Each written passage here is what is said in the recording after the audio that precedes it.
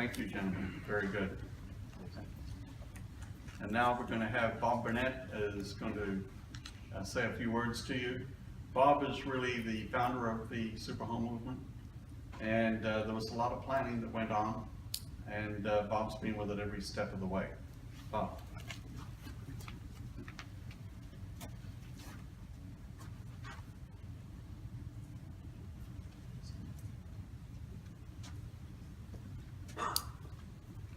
Hi everybody, and for those of you who don't know me, I'm an architectural designer, and really this takes me back. This is sort of like deja vu because this is probably where it all started 2 years around about 2 years ago. We sort of filled this room with people, and we had a talk a little bit like what we're doing today, and then we launched New Zealand's first 10-star home.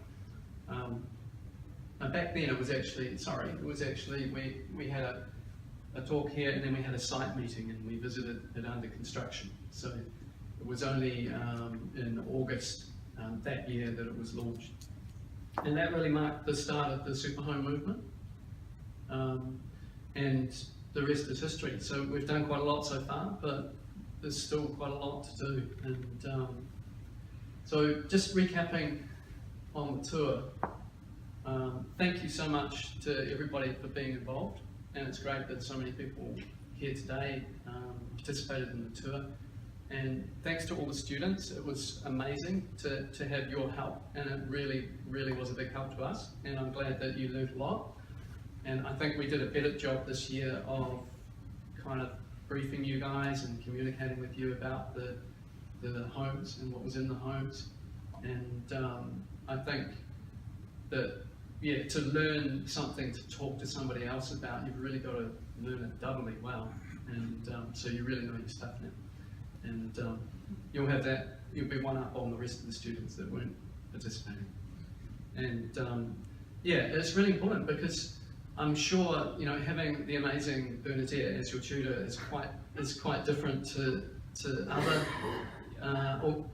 educational institutions. But when we were in Queestown, launching the Superhome movement in Queestown, I met someone who was studying, and they said to me it was really inspirational to hear about the Superhome movement because they're taught New Zealand Building Code, they're taught NZS 3604, which is the housing code, if you don't know that, and they're not really taught any of the stuff that we talk about in the Superhome movement. They're taught the code minimum, which is, as Tony described, crap. Yeah. And I'm going to talk a little bit about that because it's important that we realise that and where that sits. It's designed to be a level of protection. So, yeah, the Exemplar Homes Tour, thank you so much for Tony Moore for your involvement, and also for Christchurch City Council for showing leadership on this, because it's a really important issue. People are dying, and I think it's really what we're doing is transforming the industry, but it's also transforming people's lives and giving people a better life. And I don't think that's overstating it. And I think it's really important. So we had a great tour, and Tony did a survey, and we found that 98% of people were satisfied with what we did or would recommend it to family and friends, so that's excellent. And this was some of the statistics that we, the feedback that we got, and Tony's already talked about some of the feedback. So, yeah. Now, we had 10 homes, and not everybody visited all of the homes, which I thought people would go from one to the next, but it was interesting to see how many people visited each home, and 51% of people visited 5 or more. So 50% of people were either building or thinking about building, which is really important. So they weren't just tire kickers, they didn't have something better to do on the weekend, they were really seriously interested. And what we found, this is the second year we've done this tour, and we found that people were asking really intelligent questions. So to my way of thinking, it's the super home movement having an effect. So people know what to ask about, and that was good to see. So yeah. Anyway, the 10-star home. So I'm not going to talk too much about this house because you're welcome to visit it and have a look and hear all about it. How many people have been there? Oh, I don't need to talk about it. So the thing about this project was that it got quite a bit of press. So it was on TV a handful of times. It's been widely published in magazines, and yeah, it's been in an international book. And just so that nobody goes to sleep, I'm going to give away a copy of this book, and I'm going to ask a question at the end. So yeah, and it's still wrapped in plastic, so it'll be fresh. Yeah. There's a copy of it on the table.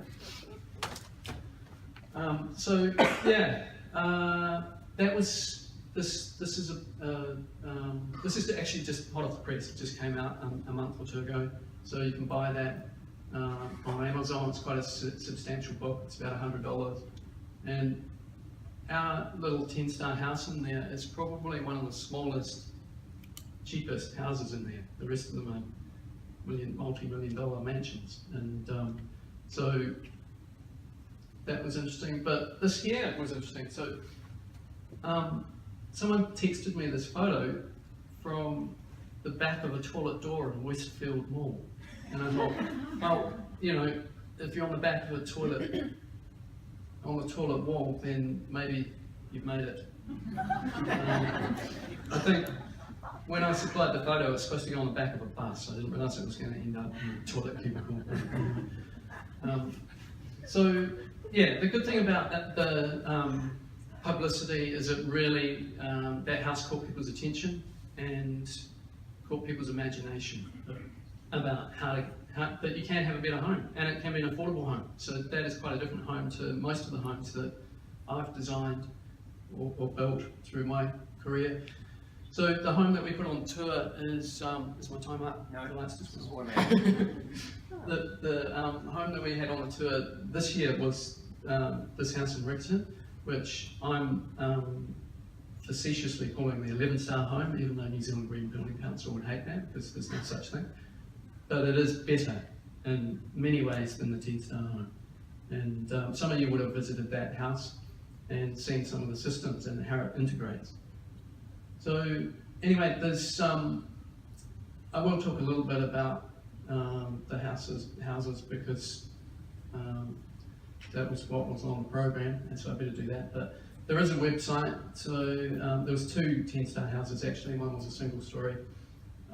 The 2-story is still available not every Saturday, the first Saturday of every month at 11 AM to go through. So July the 1st, you'll be able to, will be the next one. You'll be able to have a look through there.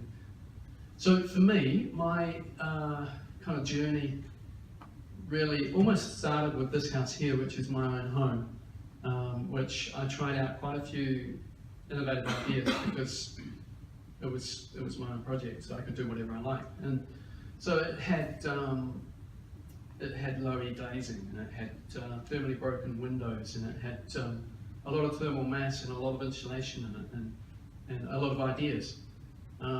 So sadly, that home is still waiting to be repaired after the earthquake. So, and I like to remind people about that because that's wrong and that's sad. And we need to be aware that there's still people that are out of their homes. So I basically had to move out of that home February 22nd, 2011, and I've been paying 2 mortgages, and it's been tough. And yeah, so lots of innovation.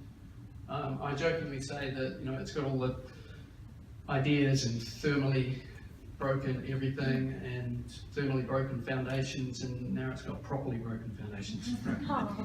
But anyway, this is what I moved into after the earthquake, and I was really fortunate because I designed a house for a client, and they were still overseas, so we got a brand new house to move into that we could test drive. And so we called this the icing on the quake. So this was the first winter after the earthquake. Foot of snow, and that was the first time my 3-year-old had seen snow, so he was fascinated by the snow. -5 outside, 21 degrees inside, thermal break at the foundation, a warm, water heated concrete floor, lovely. So those lovely clients said we could live there indefinitely, and then that turned into 6 months when they came back and kicked us out. And so we moved to this little beauty in Mirabel, and the worst house on the best street, and this was a different story altogether. And so when we moved out of this house, we had to clean the mould off the bottom of our furniture like Tony was talking about. And so we would crash test dummies. You know, this was an unwanted experiment for us. So this house had rising damp. That's mould here, that white stuff. If you clean that off two weeks later, it's back again. There's rising damp in there. And there's mould on the carpet here, down here. So that house was almost impossible to heat. Dehumidifiers running 24/7. Even, you know, if you just didn't worry about the power bill, it was still almost impossible to heat.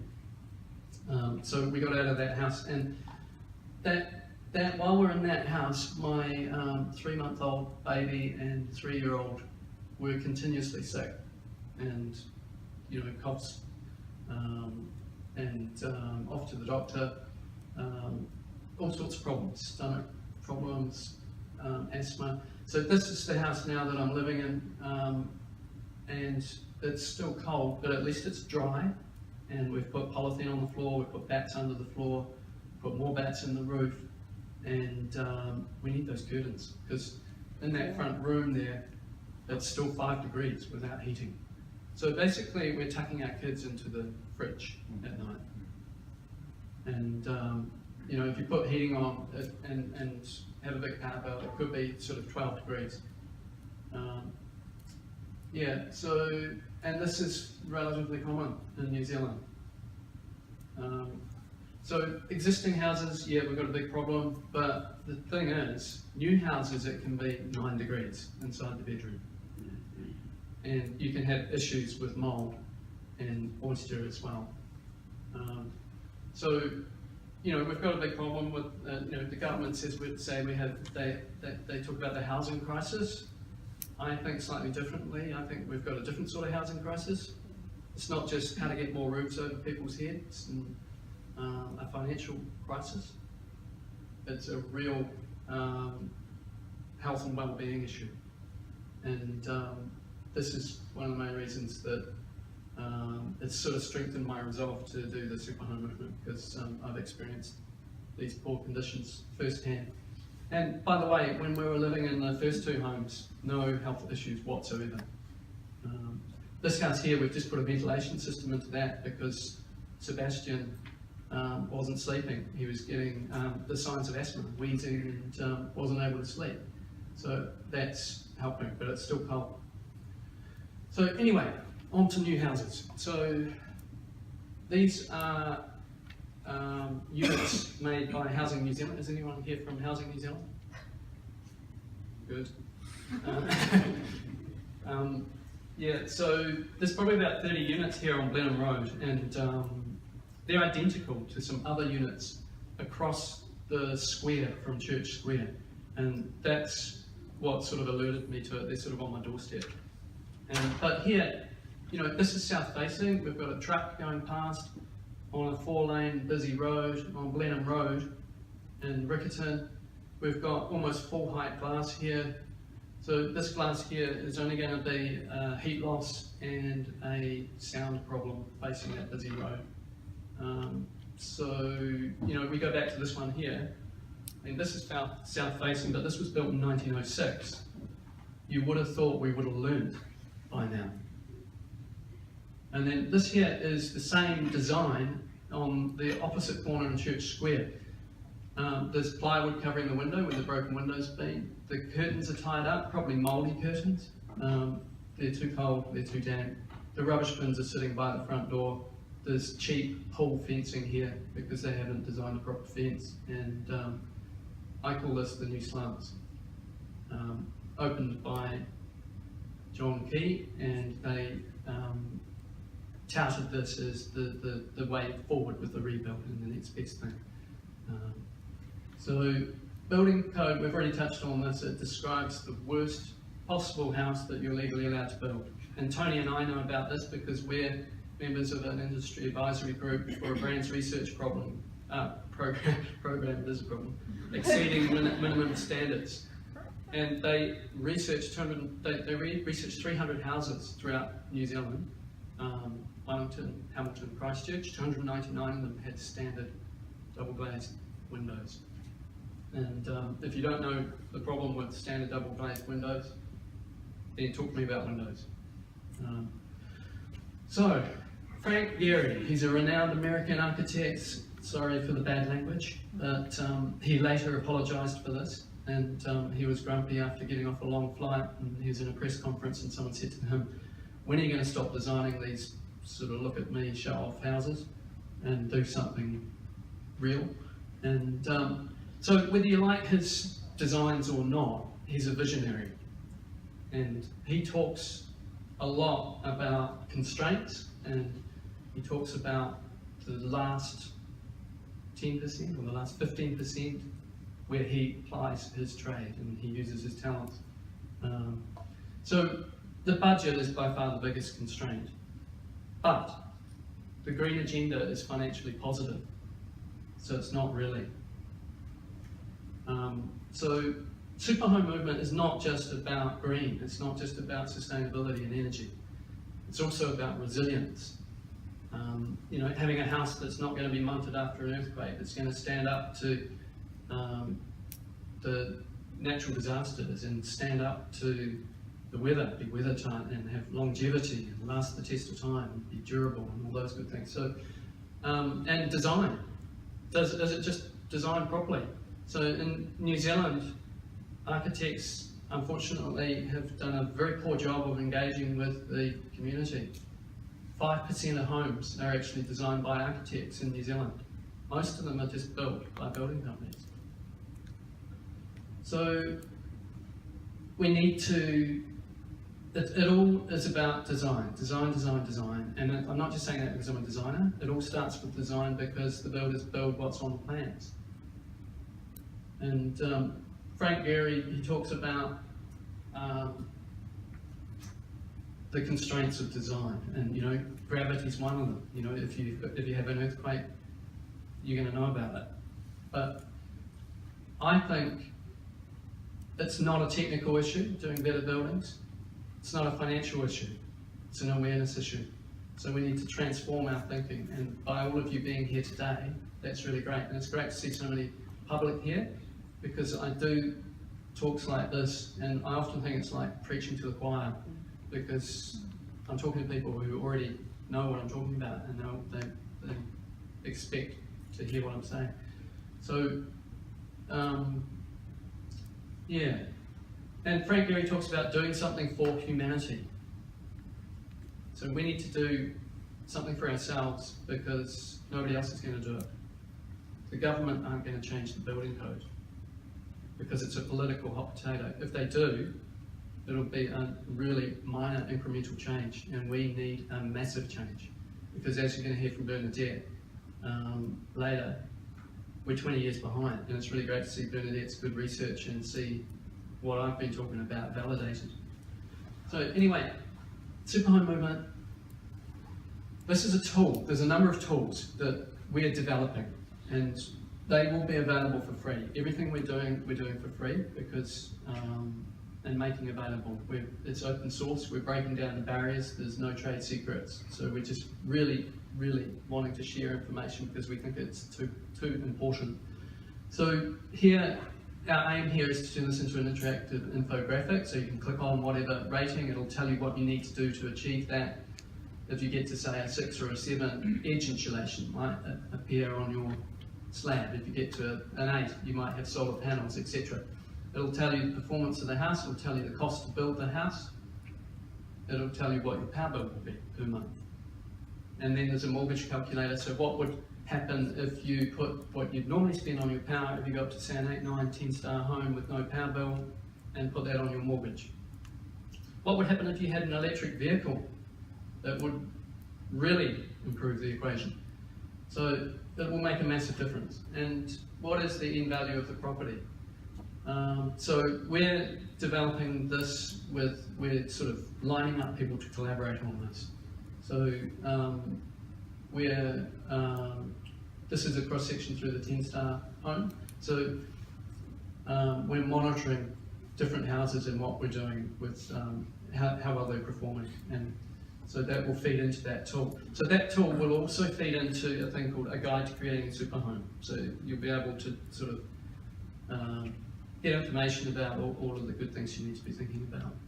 And then for the industry really is a detail library. So professionals can delve deeper into working out how to do things properly. Super window, super wall, super floor. We've got a series of ideas on how to do these sort of things. So the top 4, so I've already sort of talked about these.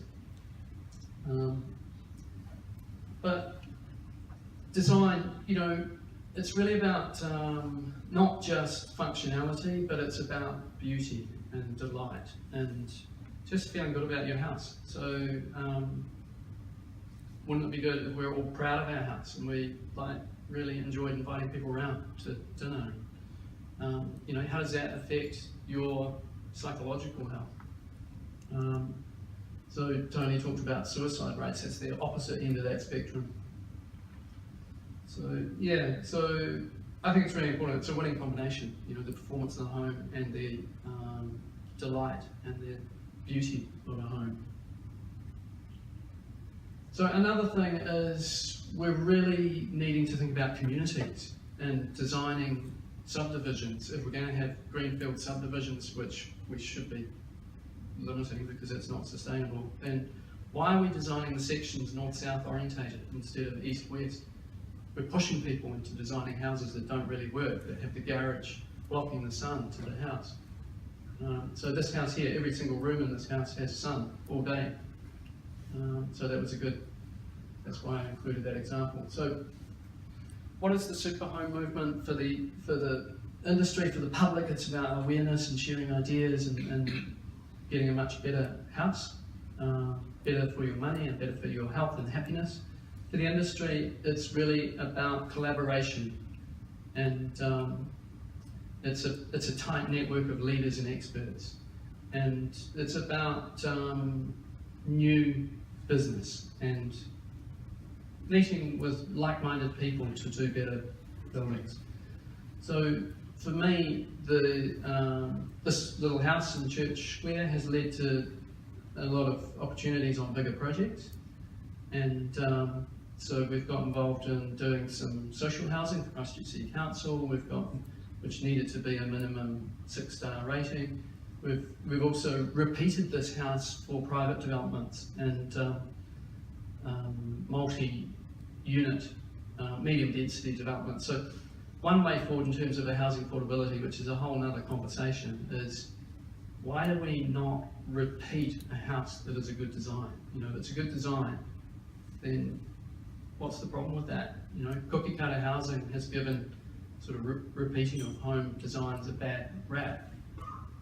And it's usually because the building companies are taking an out-of-date plan and then trying to amend it to fit and chop a bit off here, add a bit on there, and with total disregard for where the sun is. And I call them Frankenstein houses. But yeah, why not? It'll be much more affordable if we can mass produce housing and good housing.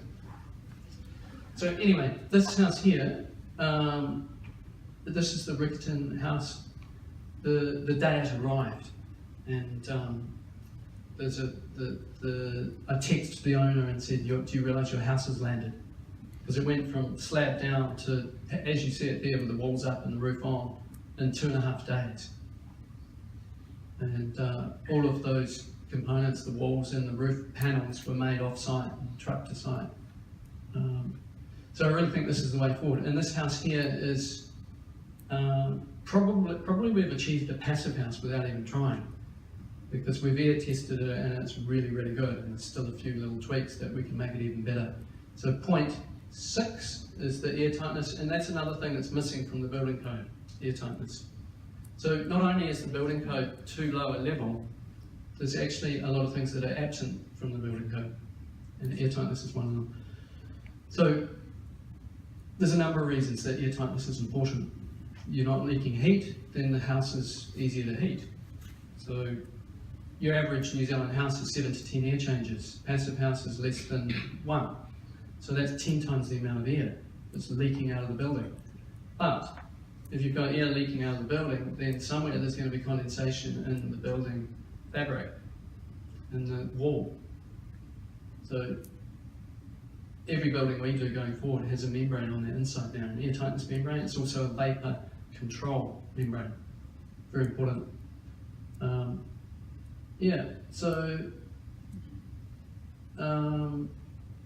Passive house, this is a book that my wife gave me, and I read the title, and it's got a translation at the top, How to Build a Zero Energy House, and I thought there's more to that because of the amount of Japanese writing there. And if you know anything about Japanese people, they're ultra polite. So I said, what does that really say? And she said, it's actually all you need to know about how to build a zero energy house if you don't want to embarrass yourself professionally. So it was a book that was written by an architect, for architects, but very relevant to people who want a decent house as well. So, you know, it's not just about energy. This house has a really nice quality of light. You've got high level glazing, you've got sort of what looks like a floating roof, and in the late afternoon you've got sort of beautiful sunlight coming into that home. So, Superhome movement, who knows what the Superhome movement is now? I haven't done a very good job, have I? Yeah. So, really, you know, these are some of the details. Recessed windows. Do you realise most windows are recessed in overseas countries? In New Zealand, we have flush mounted windows, and it's probably one of the building oddities, just like the oddity of we only heat one room in our houses. So 30% better performance if you recess your windows. The windows are the weakest link. I talk about windows as a hole in the wall. So really, there's a lot that goes into windows, and I don't have time to go through all of it today. But it's really, there's some brochures over there. There's also, yeah, there's a lot of information over there. So if you don't win the book, there's a booby prize on the table. I'm going to leave it at that. Some of what we're doing with the Superhome movement going forward, I talk about walking the walk rather than talking the talk. We've had enough talk, particularly after the earthquakes. You know, Share an Idea campaign way back, it seems like a long time ago, there was a call for 50% of people called for a green city with better, more energy efficient buildings and homes. And sadly, that's been an opportunity squandered. We haven't seen a lot of that happening. Like the brand's research suggests, almost all of our homes are built to code, and that's not good enough. So going forward, we're going to do more exemplar tours. Martin's told us that it's going to be a national tour next year. We're doing seminars and workshops, 2-day seminars, because we came to that conclusion after we launched the Superhome movement in Queestown that a 45-minute talk was just not enough to learn about all you need to learn about to create a superhome. And it really needs to be a 2-day seminar. And that'll be for public, home owners, home builders, industry, for everybody. And so look out for that. So Superhome, together we can have a louder voice. And really it is a stage for the industry to communicate and create awareness for the public, because we need behavioural change and we need to start doing a lot better than what we have. And yeah, so a real touch point is visiting the homes in the tour, because most people make a decision around building based on visiting a show home. At the moment, unfortunately, they're visiting the 3-star building code show homes. And the tour is an opportunity to see homes that are not normally available to people to look at. For the industry, how many people are from the industry here? How many people are builders, designers, suppliers? Okay, cool. So it's really about a quality brand and people knowing who to talk to, which is really important too. And together we can have a louder voice and a trusted voice and cut through the misinformation and provide the correct information. So a lot of the time consumers don't know what they don't know and they believe what they're told, and a lot of the time it's incorrect.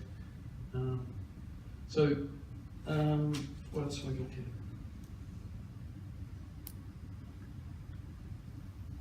Yeah, we're really,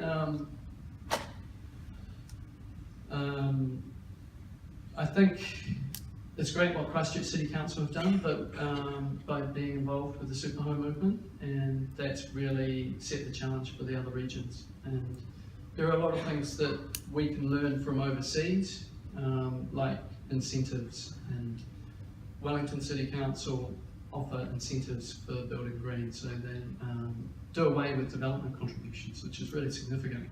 They make it cheaper and easier to get a building consent, which is, everybody would love that. So there's still a lot of work to be done, and yeah, we're just going to make it real, and we're going to do it ourselves. We're not waiting for the government, because the government just cares about spreadsheets and numbers, and they need to start thinking about people as people and about their health and their happiness. Thank you.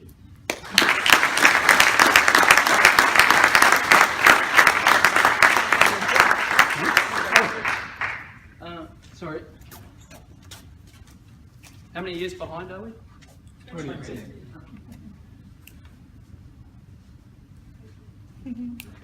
Okay, great.